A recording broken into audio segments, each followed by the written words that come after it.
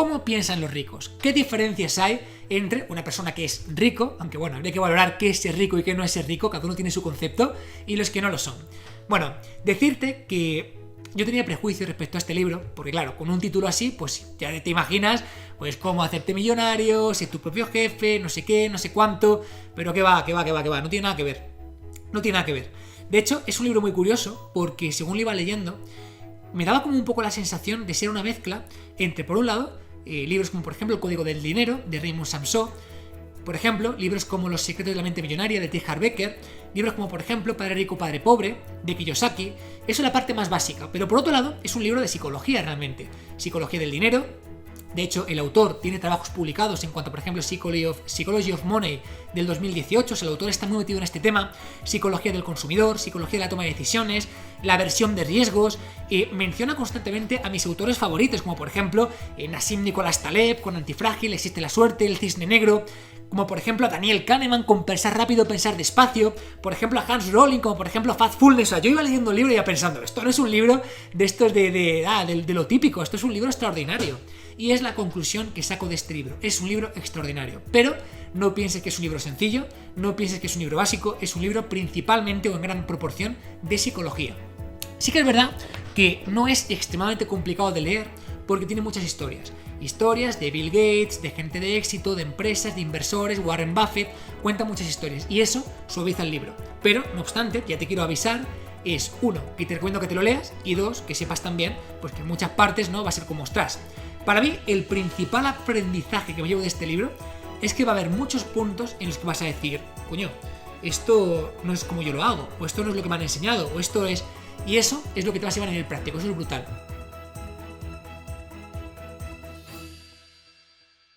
Quiero compartir contigo algo de lo que muy poca gente es consciente y para ello quiero pedirte que durante un segundo te remontes a cuando eras pequeña, aquellos primeros pasos que empezaste a dar. Cómo ha cambiado todo, ¿verdad? Ahora eres capaz de correr, de trotar, de hacer ejercicio, de saltar, algo que al principio, evidentemente, no eras capaz de hacer. ¿Por qué? Porque has evolucionado, has crecido, tu capacidad a nivel físico ha mejorado, tu cerebro ha mejorado, todo ha cambiado. Pero, ¿qué es lo que ocurre con la lectura? ¿Por qué sigues leyendo, reteniendo y comprendiendo con la misma capacidad que cuando tenías 5 o 6 años? Tienes mucha más capacidad, sin duda, de la que te puedes imaginar. ¿Estás dispuesto a llevar tu cerebro a otro nivel y realmente mejorar tu capacidad lectora? Pulsa aquí abajo. Bueno, básicamente este libro viene principalmente estructurado en 18 puntos o lo que él llama 18 claves que tienen que ver con la psicología del dinero. Que bueno, es psicología del dinero, pero realmente va mucho más allá. De riesgo, inversión, de factores predictivos de lo que va a ocurrir, en fin, un montón de cosas que bueno, lo han englobado ahí un poco con calzador, pero me gusta mucho el concepto. 18 puntos, ¿vale? Bueno, la premisa principal de este libro parte de que el dinero no consiste o no lo hace una persona que es inteligente. No va con la inteligencia, no va con el coeficiente intelectual. El dinero lo genera el cómo te comportas. Es decir, tener mucho dinero o tener poco dinero no es de que seas más listo o no, es qué haces con tus habilidades, cómo te comportas con las personas, es decir, cómo lo gestionas, el dinero, cómo gestionas tu gestión emocional. Y evidentemente esto no son cosas, por ejemplo, que te enseñan en la universidad, sino que realmente pues son pocos casos, ¿no? Las personas que, por ejemplo, vienen de la universidad y realmente pues consiguen hacer mucho dinero. Y muchos casos también en los que ocurre lo contrario, gente que no ha estudiado y pues hace grandes negocios, lo que sea. Y evidentemente puntos intermedios, gente que ha hecho carreras universitarias y tiene mucho éxito. Hay de todo, ¿no? Entonces no es un estudiar más, ser más listo, implica más dinero. ¿Qué va? Para nada. Hay todo tipo de personas y sobre todo lo que va a hacer falta es inteligencia práctica, inteligencia financiera, que no tiene nada que ver, ¿vale? Bueno, básicamente habla de que todo esto es una cuestión y que tiene que ver muchísimo con la psicología, ¿vale? Entonces, principalmente explica que estamos totalmente sesgados, por ejemplo, para tomar ciertas decisiones respecto al dinero, no tomarlas, y de hecho el autor comenta también que tiene trabajos publicados, como por ejemplo Psychology of Money, Psicología del Dinero, del año 2018, donde se explica específicamente, y todo esto de forma explícita, de una forma pues mucho más profunda en ese sentido. Hay una cosa que me ha gustado mucho, que explica el autor, y es que básicamente dice que todo el mundo queremos dos cosas en la vida, y quien diga que no, miente. Una es salud. Creo que no hay nadie que diga, no, yo no quiero salud, eso es para otros. No, todo el mundo de una forma u otra queremos salud. Y, en segundo lugar, dinero. Mucha gente dice, no, yo no quiero dinero, pero lo cierto es que todo el mundo necesita y quiere dinero y salud. Por lo tanto, digamos que luchar contra esta necesidad de una forma clara, al final solamente te perjudica, porque es absurdo, nadie diría, yo no quiero salud. Hombre, quieres salud, otra cosa es que estés dispuesto a pagar el precio por ella, pero quererla quieres, ¿no? Sin embargo, si decimos muy fácilmente no quiero dinero, cuando lo que ocurre realmente es que no quiero pagar el precio por tener ese dinero, lo que implica esfuerzo, sacrificio, etc. Bueno, el primer capítulo, la clave número 1, que tiene que ver con estas 18 claves que comenta el autor, se llama Nadie está loco. Y es muy curioso, ¿no? Porque habla que nadie está loco en todo aquello que tiene que ver con el dinero. De hecho, hace una analogía muy buena, y es que explica que tu exposición al dinero, implica solamente un 0,0000001% de la realidad, es decir, eres insignificante en un sistema económico. Sin embargo, el 80% de lo que piensas de cómo funciona el mundo, ¿vale? Sí que representa tu resultado con el dinero. Es decir, tu relación con el dinero afecta muy poco al mundo, pero cómo piensas que es el mundo, sin tener ni idea de él, realmente afecta muchísimo a tu consecuencia económica. Repito esta parte porque es importante. Lo que tú haces con el dinero no afecta nada al mundo. Un 0,0000001 de la realidad económica. Sin embargo, el cómo piensas que es el mundo y cómo te relacionas con él, eso es lo que está vinculado básicamente con tu resultado económico. Entonces, el dinero no es una cuestión de qué haces con el dinero en muchos casos, o qué pasa en el mundo en muchos casos, sino cómo te relacionas con lo que está pasando. Es decir, es una cuestión más mental. Por eso dicen que el dinero se hace en la mente, porque tiene que ver con cómo piensas al respecto.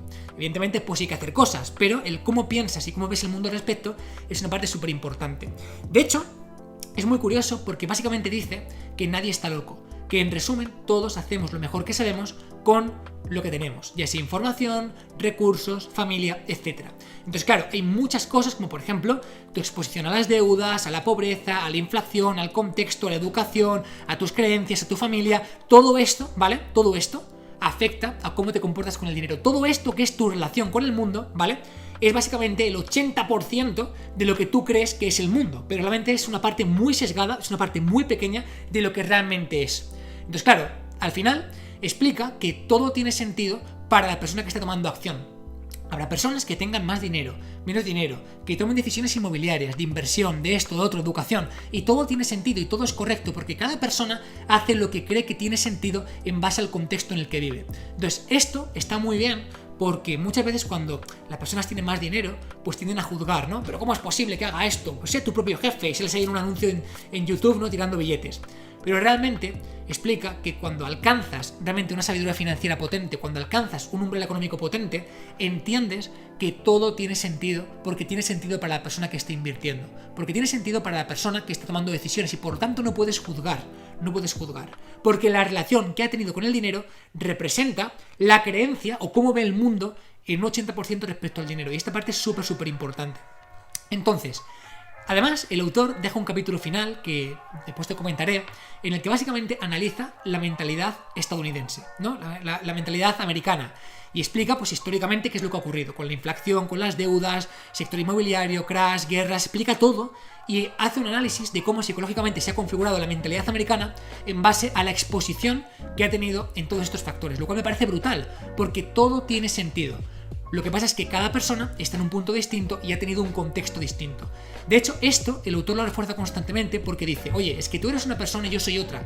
Por lo tanto, no sigas mis consejos, no sigas mis inversiones, no sigas lo que yo te digo porque mi contexto es distinto. Y eso me ha parecido brutal. Esto es la clave número 1, que es nadie está loco. Todo tiene sentido para la persona que está tomando la decisión y la acción. El segundo punto habla de la suerte y el riesgo. Me ha parecido brutal. ¿Por qué? Porque habla que la suerte y el riesgo son dos caras de la misma moneda, ¿no? Y muchas veces los emprendedores o empresarios pensamos que cuando las cosas salen bien dependen de nosotros, que cuando las cosas salen bien dependen de nuestras decisiones, cuando las cosas salen bien depende de lo inteligente que eres, pero ¿qué va? Porque hay muchas fuerzas ajenas, entre ellas la suerte y el riesgo, que no dependen exclusivamente de ti y que afectan por completo, ¿no? Esto es lo que Daniel Kahneman llama el sesgo de atribución. Y es básicamente que pensamos o nos atribuimos los éxitos a decisiones propias y los fracasos a cosas que pasan desde fuera. Entonces, cuando algo sale bien, es que yo soy muy bueno, es que no sé qué, es que no sé cuánto. Pero cuando algo sale mal, ha sido el mercado, ha sido no sé qué, las hipotecas, no sé cuánto. Tratamos de echarlo fuera, ¿no? Y habla de que hay que tenerle mucho respeto a esto y sobre todo ser humildes. Es decir, que tengamos siempre en cuenta que el éxito o el no éxito va a depender de 3 factores. 1, la suerte, y es un hecho indudable, hace falta suerte.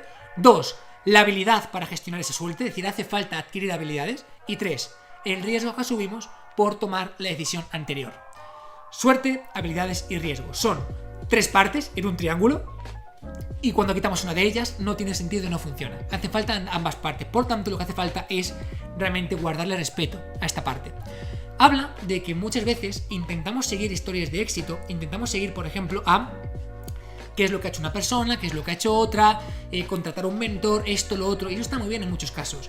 Pero muchas veces no es atribuible lo que otra persona ha hecho a lo que tú tienes que hacer. ¿Por qué? Porque la clave, explica, es desde un punto psicológico sacar patrones generalistas, no patrones individuales. Es decir, la cuestión no está en que yo te diga que hagas esto porque me ha funcionado y lo hagas. La cuestión está en sacar el contexto global, entender por qué ha funcionado, entender si funcionaría de forma replicable en otros contextos y entonces aplicarlo. Pero no coger 1 más 1 es igual a réplica, sino, oye, es aplicable en todos los contextos, ¿qué es lo que hace que sea aplicable en todos los contextos? Y esto es algo que psicológicamente nos cuesta muchísimo.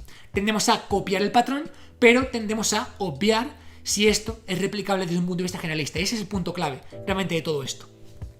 Habla que tenemos que buscar el patrón repetido, no simplemente el hecho aislado que no confirma la regla. Y ese punto me ha parecido brutal. En tercer lugar, habla que muchas veces cuando se alcanza un nivel de riqueza muy alto, lo que ocurre es que nunca es suficiente, ¿no? Y hace una clasificación entre lo que es el dinero caro y el dinero barato.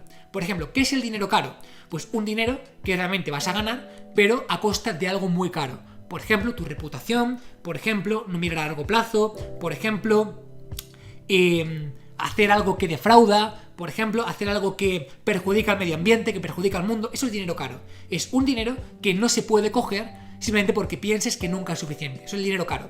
Y cuando hablamos de dinero barato, hablamos de lo contrario. Hablamos de una cantidad de dinero que puede ser muy alta o muy baja, no tiene por qué, pero que compensa porque pues hace un beneficio social, te hace, por ejemplo, quedar en un mejor lugar, beneficia a la gente. Eso es un dinero barato. Un dinero que, independientemente de la cantidad, es fácilmente coger y tiene un beneficio más allá del propio dinero. Dinero caro es perjudicial a largo plazo. Es una decisión que, oye, pues que a lo mejor no te interesa. ¿Para qué quieres coger mucho dinero si está, digamos, a expensas de que perjudicas tu reputación? No interesa. Dinero barato es lo contrario. No tiene por qué ser mucho dinero, pero sí puede ser interesante para otro conjunto de cosas, ¿no?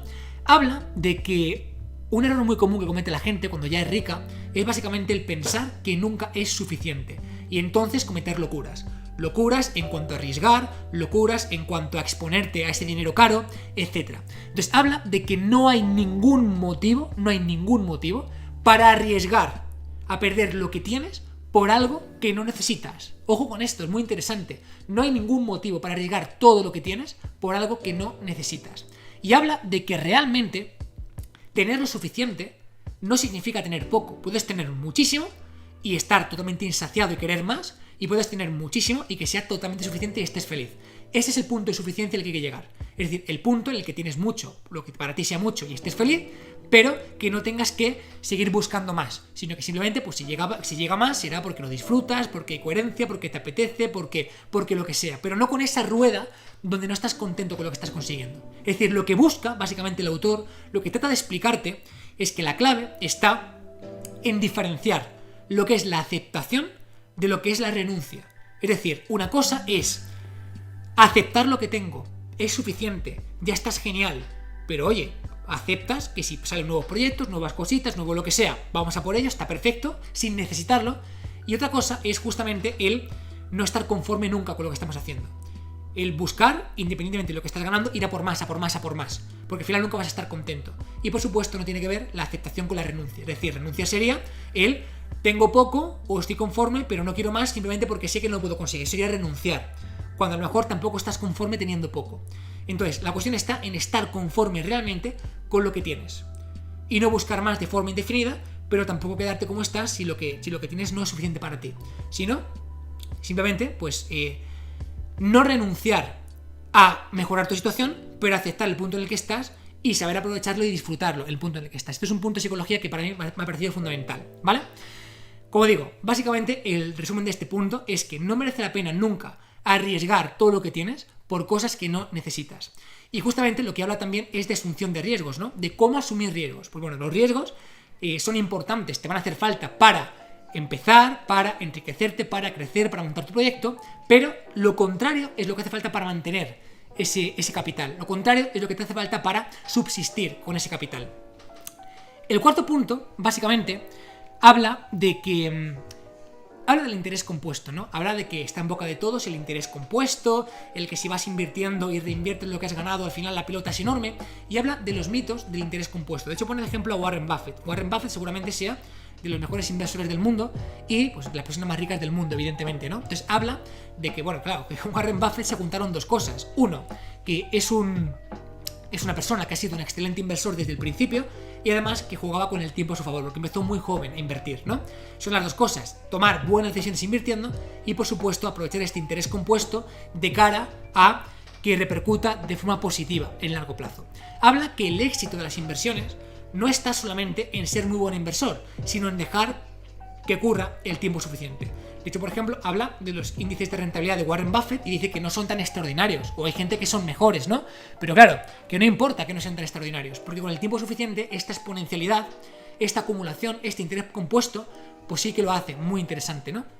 Y bueno, pues cuenta diversos mitos, historias respecto a Warren Buffett, pero bueno, que tampoco son el punto clave y tampoco me voy a detener con cada parte, ¿no? Bueno, el siguiente punto, el quinto punto, habla de lo que implica hacerse rico versus lo que implica mantener la riqueza. Habla que cuando tú busques hacerte rico, ganar ese dinero implica asumir riesgos, asumir tiempo, asumir incomodidad, y eso es lo que te hace falta para ganar ese capital. Pero después, conservarlo, lo único que necesitas es no ser un idiota, no meter la pata, ser humilde, ¿no? Y asumir que realmente gran parte del capital que has ganado tiene una atribución bastante grande a la suerte. Entonces, cuando asumes que no solamente eres un crack, sino que hay una parte muy grande de la suerte, entonces lo que ocurre es que te tranquilizas y pues no tienes esa tendencia a tomar decisiones de mucho riesgo o meterte en proyectos que a lo mejor no son tan interesantes, etc. Entonces explica que, como digo, empezar a ganar dinero es una cuestión de asunción de riesgos, es una cuestión de asunción de incomodidad, es una cuestión de ponerte un poco incómodo e invertir tiempo, pero mantener ese capital y seguir siendo rico es una cuestión de no ser gilipollas, es una cuestión de no quererte más de la media y empezar a hacer gastos superfluos, comprarte coches súper caros o simplemente pensar que eres muy bueno y que en cualquier proyecto que te metas va a funcionar. Esa es la cuestión principal. Entonces, mientras que crear riqueza depende de una asunción moderada de riesgos, siempre y cuando no te destruya, no perderla implica no asumir riesgos que puedan matarte. Esto es un concepto de Nassim Nicolás Taleb. Taleb habla de que está bien asumir pequeños riesgos siempre y cuando ese riesgo no acabe contigo, no acabe con tu carrera. Ese es el punto principal de toda inversión, ¿no? Pero bueno, conservar la riqueza es básicamente no cagarla. Asumir riesgos moderados que permitan, digamos, pues trabajar de una forma sensata con lo que estás haciendo. De hecho, esta parte es muy, muy interesante porque dedico un capítulo, la parte número 6, la clave número 6, que llama Cruz, tú ganas. Me ha parecido súper inteligente. Cruz, tú ganas, ¿no? De la moneda cara o cruz. Habla de que aun fallando el 50% de las veces con tus proyectos, con tus inversiones o con lo que sea, podrías tener un éxito atroz. Un éxito atroz. ¿Por qué? Porque en palabras de Warren Buffett, lo que importa no es si aciertas o fallas. Lo que importa es cuánto ganas si aciertas. Entonces, lo que importa no es si ahora has fracasado, si ahora has fallado. Lo que importa es cuánto ganes, cuánto ganas por ganar, cuánto ganas por acertar, ¿no? Y esto es un concepto que también coloca Nassim Nicolás Taleb en su libro, por ejemplo, Antifrágil, Jugarse la piel, y que básicamente implica, pues esto, la asunción de riesgos y cuánto ganas por asumir esos riesgos. No importa que aciertes, no importa que tengas razón, importa cuánto ganas si tienes razón. Por ejemplo, hay mucha gente que cuando invierte en criptomonedas o en lo que sea, piensa, ves, te lo dije que ha subido. Ya, pero ¿cuánto dinero pusiste? Porque lo que importa no es que tengas razón, es cuánto ganas teniendo razón. Esa es la cuestión principal, ¿no? Entonces, habla de que tenemos que normalizar los fracasos como emprendedores. Habla de que no pasa nada por fallar, por equivocarte, por cometer errores, y que aunque cometas el 50% de tu vida y sea un error, aún así tienes una oportunidad increíblemente buena de que te vaya genial. ¿Por qué? Porque no importa que falles o que aciertes, importa cuánto pierdes. Si fallas, que con que no lo pierdas todo es suficiente, con que no te mates suficiente, y cuánto ganas si aciertas. Es decir, que con que una vez aciertes muy bien es suficiente, ¿no? Habla del concepto de cisne negro, de Nassim Nicolás Taleb. Lo parece que con otras palabras, ¿no? ¿Qué es un cisne negro? Un cisne negro es un hecho altamente infrecuente que cuando ocurre lo rompe todo. Por ejemplo, pues el COVID, la pandemia, son hechos que son muy improbables, pero cuando ocurren lo paran todo, ¿no? habla de un concepto súper interesante y es que un buen inversor, un buen empresario, un buen emprendedor no es más que una persona que tiene una respuesta inteligente hacia momentos de terror. Cuanto más te conviertes en una persona que eres capaz de dar una respuesta inteligente ante un momento de terror, de cisne negro, mayor es tu probabilidad de éxito. Esto, por ejemplo, se ha visto en pandemia. Las personas que han sido dadas una respuesta inteligente a la pandemia, creando proyectos que ayudaban o aprovechándose de la situación, ¿qué ha ocurrido? Que en lugar de caer con ello, lo que han hecho es crecer, lo que han hecho es tener éxito. Entonces, básicamente habla de que un inversor potente, un emprendedor potente, una persona que realmente tiene éxito, es aquella persona que es capaz de reaccionar de forma inteligente, de forma inmediata y de forma flexible a cisnes negros, a momentos de máximo terror, a momentos de máximo miedo. Y eso se consigue con habilidad. Es decir, un cisne negro no es previsible, tú no puedes prever un cisne negro, pero sí puedes tener la mochila cargada de habilidades para que cuando llegue sepas aprovechar la oportunidad, para que cuando llegue pueda no matarte ese cisne negro. Y eso es lo que te convierte en un gran empresario. Punto número 7. ¿Cuál es la clave número 7? Nada es más importante que la libertad. Nada es más importante que el control de tu tiempo. Habla de que el dividendo más grande que puede pagar una empresa no es dinero, no son acciones, es tu tiempo. ¿Por qué? Porque en el momento en el que empiezas a dedicar tu vida a cosas que te sientes en obligación o que no te gustan, eso genera reactancia. ¿Qué es reactancia? Genera rechazo. Genera que incoherencia, no te apetece hacerlo. Por lo tanto, el mayor capital que realmente puedes tener es tu tiempo.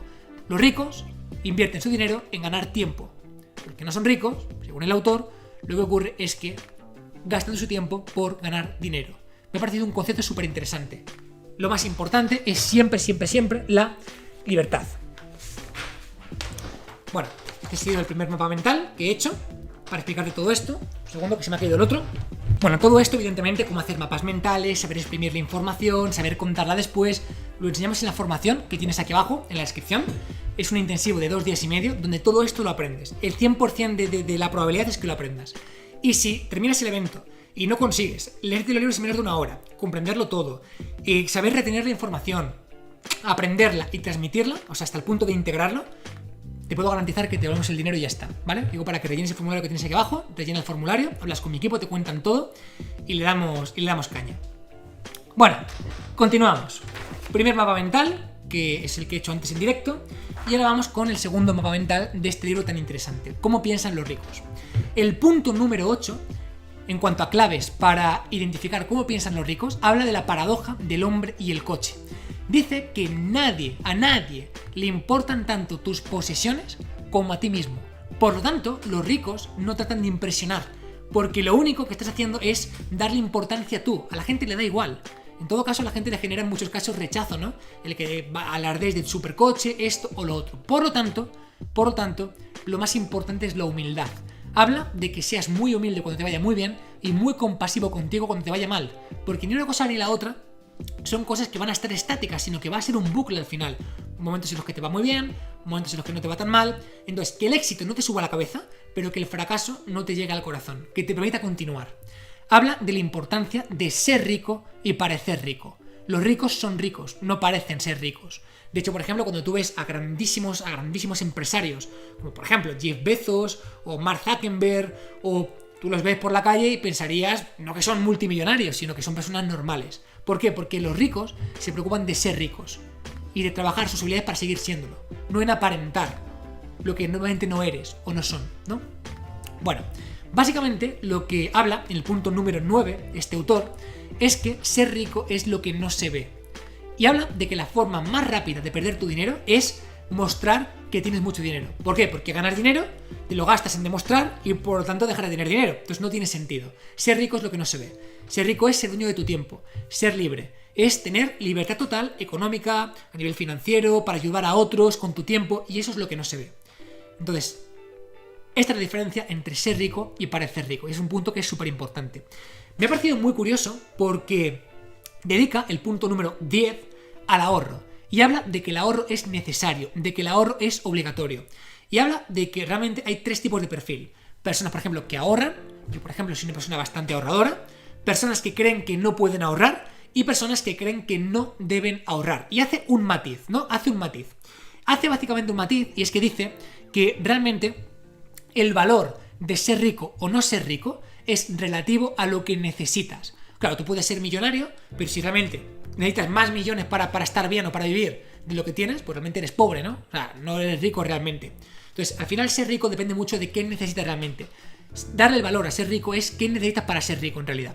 Habla de los activos, los pasivos y básicamente dice que una vez superado cierto nivel adquisitivo, una vez superado cierto nivel de ingresos, lo que necesitas es no tener que alimentar tu ego. Y eso es lo que te mantiene rico. Una vez superado cierto nivel de ingresos y de ahorro, lo que necesitas es dejar tu ego a raya, dejar tu ego un poquito domado. Porque en el momento en el que no dominas tu ego, no domas tu ego, vas a gastar en supercoches, en no sé qué, en no sé cuánto, con el objetivo de demostrar. Entonces habla de los activos, ponen dinero en tu bolsillo, los pasivos, gastan dinero, lo sacan de tu bolsillo, y que lo único que hay que hacer, llegado a cierto nivel, es dominar tu ego. ¿Para qué? Para no gastar más de lo que ganas. Ya está, ¿no? Pon un ejemplo muy bueno, y es que claro, cuando se habla de ahorro, por ejemplo, pues mucha gente dice, no, pues es que no ahorres porque en el banco te va a dar un 0% de interés, mételo en criptomonedas o en esto y lo otro, y dice, ya a ver, sí, eso está muy bien. Para cierto perfil de inversor eso está muy bien. Pero es que no estás contando con que tener ahorros te puede dar cosas más allá del dinero, aunque sea el 0%, como por ejemplo seguridad, como por ejemplo flexibilidad. Imagínate por ejemplo que tener estos ahorros te permite, por ejemplo, dejar tu trabajo e irte a otro que te hace más feliz ganando menos. Por ejemplo, eso te lo da tener ahorros. O, por ejemplo, tener ese plan de jubilación privado, tener tu dinero para cuando te jubiles o para retirarte. Eso es un intangible, es algo que te hace tener un gran bienestar más allá del porcentaje de rentabilidad que te da tenerlo a plazo fijo, a plazo variable, en renta variable, en criptomonedas y no sé qué, no sé cuánto. Entonces habla realmente del poder del ahorro. Yo, por ejemplo, tengo muchas inversiones, evidentemente, pero también tengo mucho ahorrado. ¿Por qué? Porque al final eso es un colchón, es seguridad. Y a nivel mental, el saber que tienes en cierta parte una tranquilidad te permite ver todo de otra forma. A mí, por ejemplo, a nivel personal, esto no es una cuestión del autor, te lo cuento yo a nivel personal, por hacer el matiz. Para mí hubo un cambio muy grande en mi cabeza y fue en el momento en el que tenía un gran capital. Hay una diferencia en tu cabeza muy grande, es como un clic de no tener un gran capital a tener un gran capital. ¿Por qué? Porque pasas a ver la vida de otra forma, a ver la vida más tranquila, a ver la vida con más paz. El dinero deja de importarte, haces donaciones, se lo regalas a alguien que te lo pide por la calle porque tiene una necesidad, ayudas a tu entorno, deja de ser un foco principal, ves la vida con calma, asumes más riesgo en muchos casos porque tienes la tranquilidad, o aunque sean moderados, o sea, tienes otra seguridad, otra confianza, te cambia algo dentro, Y en cierta parte esto tiene que ver no solamente con que tengas inversiones, sino con que tengas ahorros también. Pero yo diría que el cambio más grande que hay cuando tienes dinero, cuando tienes mucho dinero, es el hecho de que de repente tienes tranquilidad, tienes confianza. Y de hecho creo que es el valor principal que tiene el dinero, que te hace estar tranquilo, te hace estar cómodo, te da confianza, seguridad en ti mismo, en lo que haces. Creo que para mí es lo más valioso de todo, por encima de lo que puedes comprar con él o a la gente a la que puedes ayudar, para mí es lo más valioso. Pero bueno, esto es una apreciación personal y que evidentemente el autor no hace, pero que yo sí quiero hacer. Porque yo sí que he vivido el proceso de literalmente ser casi pobre a ser totalmente humilde, mi familia es humilde básicamente, a montar proyectos que funcionan muy bien. Y he vivido ese proceso, he vivido ese cambio, entonces me identifico muy bien con cada etapa. Y para mí, lo más valioso que tiene el dinero es que te da una paz, una confianza, una tranquilidad que es muy difícil de explicar. Hay que vivirlo. Y yo creo que eso no lo paga nada, ni siquiera ni más dinero ni nada. Para mí eso es lo más importante.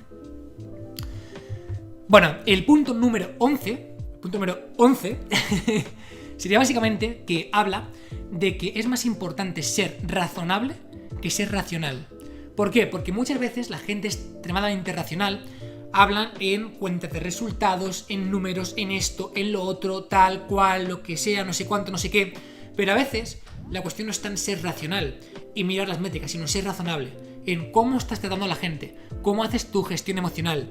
¿Eres capaz de escuchar y ser empático con lo que te propone otra persona, con su proyecto, con cómo se siente, ¿no?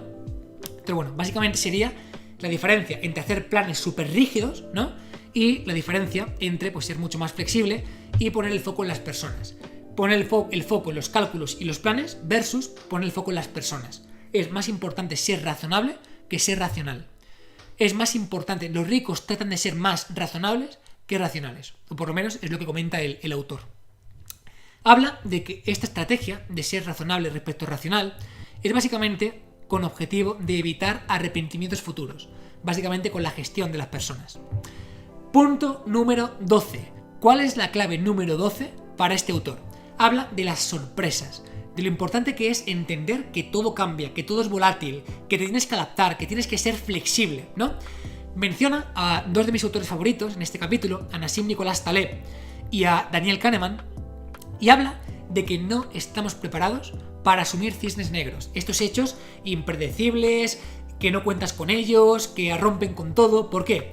Hay una metáfora que me gusta mucho y es que dice que básicamente las casas, las estructuras, los cuarteles militares, bueno, todo en general está construido para soportar el tornado más grande conocido hasta la fecha o el terremoto más grande conocido hasta la fecha. Pero ¿qué es lo que pasa? Cuando llega un cisne negro va a ser por encima normalmente de todo lo que se ha hecho hasta la fecha. Entonces nunca estamos preparados para esta parte, ¿no? Entonces habla además de que los cisnes negros no son predecibles, no puedes pronosticar un cisne negro, por eso es un cisne negro, ¿no? Entonces lo que te queda básicamente es intentar adaptarte, intentar coger habilidades, intentar ser muy resistente. Y esto se une con un concepto de Nassim Nicolás Taleb que es el efecto Lindy, ¿no? Básicamente el efecto Lindy habla de que todo lo que puede romperse terminará rompiéndose. Por lo tanto, la cuestión no está en predecir qué cisnes negros va a haber, sino cuánto de lo que tengo a mi alrededor, es susceptible a que se rompa. Y trabajar en que sea robusto o que sea antifrágil. Esa es la cuestión principal. El efecto Lindy básicamente dice que cuanto más tiempo lleva algo en un sector o algo existiendo, más factible es que siga existiendo un conjunto de años equiparable, ¿no?, a los años que lleva. Por ejemplo, un ejemplo que me gusta mucho. Beethoven lleva escuchándose 200 años. Pues lo más normal es que se escuche 200 años más, ¿no? Es decir, va a ser robusto a los años. Va a ser susceptible a que unos cuantos años más no eliminen a Beethoven, evidentemente, ¿no? Sin embargo, otros autores, yo que sé, Justin Bieber o yo que sé, Stoppa, no sé, los que sea, imagínate que ahora estén escuchando y llevan escuchándose 2 años. Pues lo normal es que se escuche 2 años más. Pero en 200 años no va a existir, o 400. Entonces, el efecto Lindy justamente es eso. Explica que todo lo que puede romperse va a terminar rompiéndose. Este grupo muscular que puede no ser escuchado va a terminar por no ser escuchado. Y así, ¿vale? ¿Qué significa esto? Significa que la forma de predecir un cisne negro no se basa en tratar de pronosticarlo. Se trata de identificar qué se puede romper en tu entorno y hacer que eso no se rompa o cambiarlo. Me parece brutal. Y estoy totalmente identificado con esa parte. Para mí, lo más importante en mis proyectos, esto es otra predicción personal, no es simplemente predecir qué puede ocurrir para que no se rompan, sino estar constantemente en movimiento y detectar qué elementos son más frágiles para intentar dar el siguiente paso solventando esta fragilidad. Que cada vez los proyectos sean más robustos y que aunque haya un cisne negro, por lo menos no arranque con todo o no rompa todo, sino que siempre haya una parte que pueda, digamos, darte de generar esa subsistencia. Y esto, pues es lo que comenta el autor, que es como piensan los ricos. El autor habla de un elemento súper interesante también de Taleb, y es de la importancia del margen de error. Bueno, esto es de Taleb y también es de Daniel Kahneman, ¿no? Habla de que realmente uno de los sesgos más importantes que tenemos es que tendemos a pensar. Te pongo un ejemplo, imagínate, tienes que hacer una reforma para una persona, ¿no? Entonces, una persona te dice, tengo que hacer una reforma. Bueno, tendemos a pensar que si esta persona tiene que hacer una reforma, tardará un 25% más, un 50% más de lo que realmente va a tardar. Y le costará un 25% más o un 50% más de lo que realmente le costará.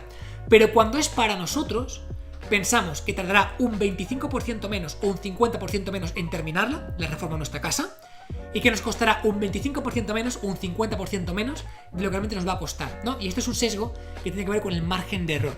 Y habla de que es importante planificar el plan, es decir, planificar cuánto de margen de error podemos tener, porque normalmente no caemos en estos márgenes de error y por lo tanto esto nos expone a cierta fragilidad. Habla de que es importante mantener estrategias de altera. ¿Qué significa? Significa que ciertas inversiones, ciertos proyectos, ciertas empresas van a tener que estar estructuradas para asumir ciertos riesgos y en consecuencia mucha ganancia, pero el otro conjunto de riesgos o de proyectos tienen que ser cosas de muy poco riesgo, muy poca volatilidad y de ganancias mucho más sostenidas. Es decir, El 80% tiene que ser en cosas de poco riesgo y poca ganancia, y el 20% en cosas de mucho riesgo y ganancia exponencial. ¿Para qué? Para estar un poquito más flexibles en cuanto a lo que él llama los márgenes de error. Entonces tendemos a infravalorar lo que a nosotros nos va a costar o el tiempo que nos va a llevar, y tendemos a extravalorar lo que te va a costar a ti y lo que te va a suponer a ti. Es un sesgo al final de atribución, es un sesgo al final de margen de error, ¿no? Punto número 14, me ha parecido brillante. Básicamente el autor habla de que vas a cambiar, y habla del peligro de planificar a largo plazo, porque vas a cambiar tus gustos, tus deseos, tus objetivos, tendrás hijos, cambiarás de sector. Entonces, ¿qué implica esto? Que tenemos que adaptarnos al cambio, a un cambio personal. Esto, por ejemplo, yo lo he vivido. Yo cuando empecé, por ejemplo, en el año 2013 en YouTube, me encantaba, por ejemplo, el fitness, el ejercicio, y me sigue encantando, evidentemente, pero con el tiempo ha cambiado. Y ahora, pues me gusta, por ejemplo, también resumir libros, como este que te he hecho, formar a personas en aprendizaje, en lectura, en marketing, en empresa, porque me apasiona, ¿no? Entonces, he cambiado un poco mi foco en todo este tiempo. Me sigue gustando la parte de fitness, por eso sigo ahí y sigo aportando, pero hay muchas cosas más que también me apasionan y que son fascinantes. Y por eso, pues tienes que permitirte también dar ese cambio y hacer lo que te apetece, lo que te gusta, lo que deseas. No dejarte atascado con lo que eras o lo que te gustaba. Me ha parecido brillante, me ha parecido muy, muy, muy bueno. El siguiente punto, el punto número 15, habla de que nada es gratis, incluso el éxito. Habla de que nada en esta vida es gratuito. Cuando te invitan a una discoteca de forma gratuita, realmente el producto eres tú, cuando todo tiene un precio de una forma u otra, incluido el éxito. Entonces, ¿por qué muchas personas ni siquiera se plantean ir a por ese éxito? Porque hay que pagar un precio muy alto, evidentemente. Cuando mayor es el éxito, más el precio a pagar. En tiempo, en gestión, en riesgo, en estrés, en presión, en relaciones personales. Entonces, todo tiene un precio. Punto 16. Dice que tú eres tú y yo soy yo. Entonces, no sigas mi ejemplo. No sigas mi ejemplo. Sigue tu ejemplo, coge mi información y adáptala a ti. Punto 17. Habla de la seducción del pesimismo. Nos encanta el pesimismo, ¿no?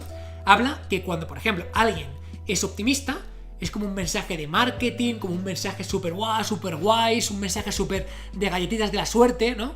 Ser optimista está visto como ser un hierbas, como ser un... siempre lo ve todo positivo. Sin embargo, ser un pesimista se entiende muchas veces como que alguien te presta ayuda, ¿no? Cuando alguien es pesimista es como, muchísimas gracias por darme una versión realista. Pero cuando eres un optimista es como, te has tomado ayahuasca, estás fumado, venga hombre, vete a meditar al campo, ¿no? Es como que hay una gran seducción social por el pesimismo. Y es absurdo, porque el optimismo realmente te ayuda, el pesimismo te hunde. Sin embargo, es más fácil caer en un pesimismo reduccionista. Cuando alguien es pesimista, tendemos a darle las gracias por ser realista, y cuando alguien es optimista, tendemos a rechazarlo por ser excesivamente espiritual, o ser poco realista, o por lo que sea, ¿no? Entonces, esto lo llama el sesgo de seducción pesimista. Habla además de que ser optimista no implica ser autocomplaciente, no implica, pues todo está bien o tal y cual, no. Implica básicamente el darnos cuenta, y para eso menciona a Hans Rosling, que me gusta muchísimo del libro Factfulness, que realmente es darnos cuenta de que el mundo cada vez está mejor. Que cuando miramos los hechos objetivos de lo que ocurre, nos damos cuenta de que ahora mismo hay menos guerras que nunca en la historia, hay menos hambre que nunca en la historia, hay menos accidentes de avión que nunca en la historia, hay menos crisis que nunca en la historia, todo está mejor en la historia. Pero claro, pasan dos cosas. Uno, el progreso es muy lento, por tanto, no le damos atención, es difícil darnos cuenta del progreso porque es muy progresivo, pero los sucesos muy estrambólicos son muy rápidos y llaman mucho nuestra atención. Entonces pensamos, y estamos sesgados, que todo está mal porque hay sucesos muy puntuales que captan nuestra atención y que son inevitables prestarle atención. Pero lo cierto es que el progreso es constante, el progreso es continuo, y que no le prestes atención porque es progresivo no significa que no esté ahí.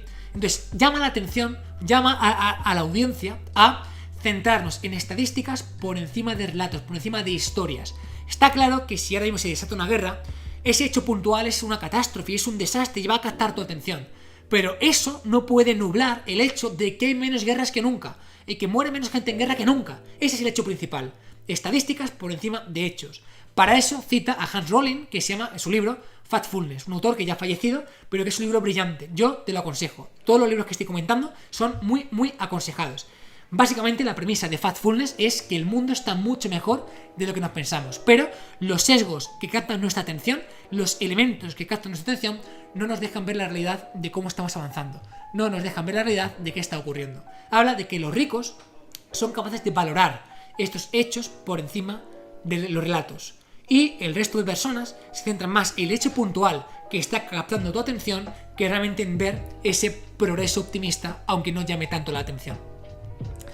Punto número 18. Relata todo esto, junta todo esto y habla de que prácticamente nos queremos cualquier cosa.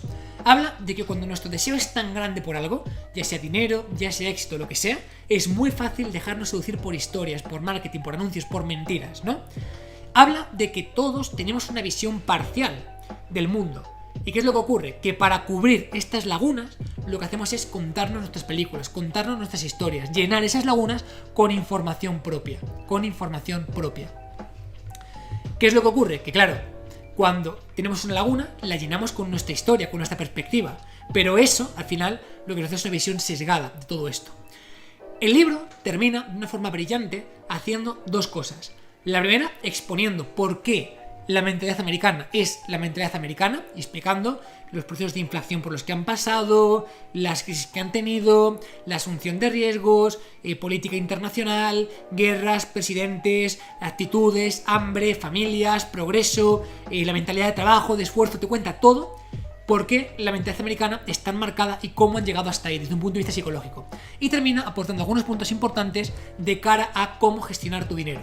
Por ejemplo, habla, punto número 1, que cuando te vaya muy bien seas humilde, cuando te vaya mal seas compasivo y lo aceptes, pero con compasión, que no te fustigues, sino que trates de salir de ahí. 2, cuando te vaya muy bien, reduce tu ego, cuanto menos ego, más riqueza, porque menos gastas en cosas superfluas. 3, gestiona bien tu capital, gestiona bien lo que estás haciendo. 4, asume que vas a cometer fallos, pero que no sean tan grandes como para destruirte. 5, el dinero, los ricos lo intercambian por tiempo. Los que no son ricos invierten tiempo en ganar dinero. 6. No ostentes, sé humilde. 7. Ahorra. A pesar de lo que suelen recomendarte de invierte, no sé qué, no sé cuánto, está bien, pero ahorra también. Gana esa confianza que te aporta tener ahorros, que no es tangible, pero es importante. Y punto número siguiente, y por último, no te guíes por decisiones extremistas. No tomes decisiones de inversión que sean totalmente extremas. Es decir, ni tiene sentido que tomas una estrategia de riesgo 10 de 10, donde con que cambie un pip o cambie un número el valor de la inversión del capital te arruines tu cuenta, ni tampoco estrategias de 0,00000 de riesgo, donde no vas a ganar nada, sino que juguemos de una forma intermedia. Un porcentaje en acciones de alto riesgo, asumible, que no te destruyan, un porcentaje en acciones que te permitan ganancia con muy bajo riesgo y juegues desde ahí. ¿Cómo piensan los ricos? Un libro extraordinario que te recomiendo y que está cargado de psicología, de buenas citas y de aprendizajes que te van a servir un montón. Dicho esto, y para terminar, hay dos cosas que quiero compartir contigo.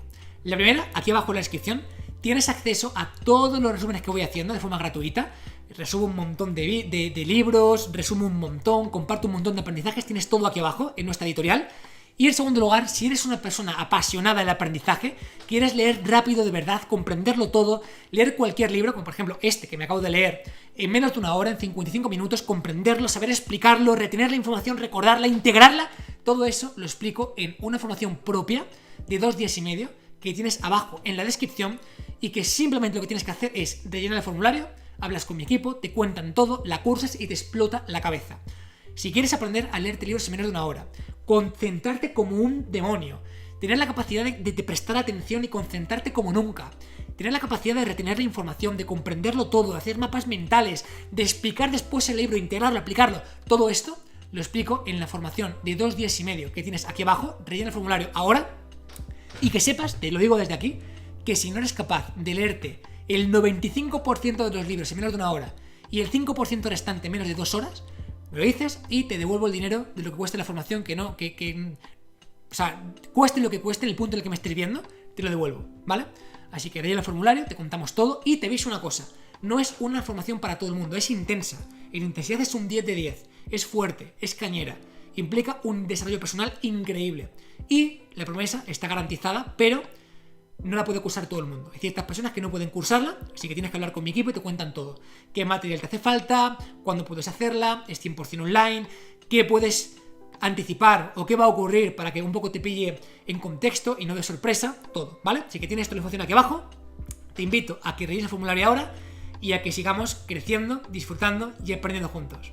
Compañero, compañera, un grandísimo abrazo. Muchísimas gracias. ¡Nos vemos! ¿Sabías que el 94% de los libros se pueden leer en menos de una hora comprendiendo el 100% de lo que estás leyendo? ¿Sabes qué pasa? Que la gran mayoría de personas terminan sus libros en varios días o incluso en varias semanas de lectura. Y todo esto puede ser de una forma muy distinta. Imagínate por un segundo que tienes un cubo de Rubik. ¿Cuánto tardarías en hacer un cubo de Rubik? ¿Varios días? ¿Una semana? ¿Un mes? Pero sin embargo conocemos que hay gente que son capaces de hacerlo en menos de un minuto o incluso menos de 30 segundos. ¿Por qué? Simplemente porque saben hacerlo. Con los libros ocurre exactamente igual. El 94% de los libros se leen en menos de una hora, comprendiendo el 100%, el 5% restante entre 1 y 2 horas, comprendiendo el 100%, y solamente un 1% de los libros, al ser tan concretos y tan específicos, hacen falta más de 2 horas para leerlos y comprenderlos al 100%. Pero ¿qué es lo que pasa? Que al igual que el cubo de Rubik, tienen que enseñarte a hacerlo, tienen que explicarte cómo hacerlo de forma adecuada. La pregunta está, ¿te gustaría ir un paso más allá y al igual que con los cubos de Rubik, aprender realmente a leer un libro de forma adecuada, aprender realmente a retener un libro de forma adecuada? Pues quédate aquí. Soy David Marchante, llevo prácticamente 10 años compartiendo contenido de forma masiva por las redes sociales y en todos estos años he podido combinar mis grandes pasiones, que son el fitness, el gimnasio. Ahora estarás pensando, jolín, ya me sonaba a mí la cara de este tío, ¿no? Bueno, también la lectura, el aprendizaje, la creación de contenido y en estos últimos años también he podido compaginarlo con la creación de mi propia editorial, donde además ayudamos a un montón de autores a compartir sus obras y a compartir su conocimiento. En estos años he estado depurando muchísimo mi sistema para poder captar mejor la información, para poder leer mucho más rápido, mejorar la comprensión y después poder transmitir este conocimiento. Y ahora, por primera vez, quiero enseñarte cómo lo hago, quiero enseñarte cómo lo puedes hacer para que realmente tengas un valor diferencial. Quiero que entiendas cómo puedes leer mucho más rápido, independientemente de cuál sea tu nivel. Quiero que entiendas cómo puedes mejorar la comprensión de esa lectura, independientemente de cuánto comprendas ahora mismo. Y quiero que entiendas cómo puedes mejorar tu concentración, tu atención y la retención de esta información. ¿Estás dispuesto a llevar tu cerebro a otro nivel y realmente mejorar tu capacidad lectora? Pulsa aquí abajo.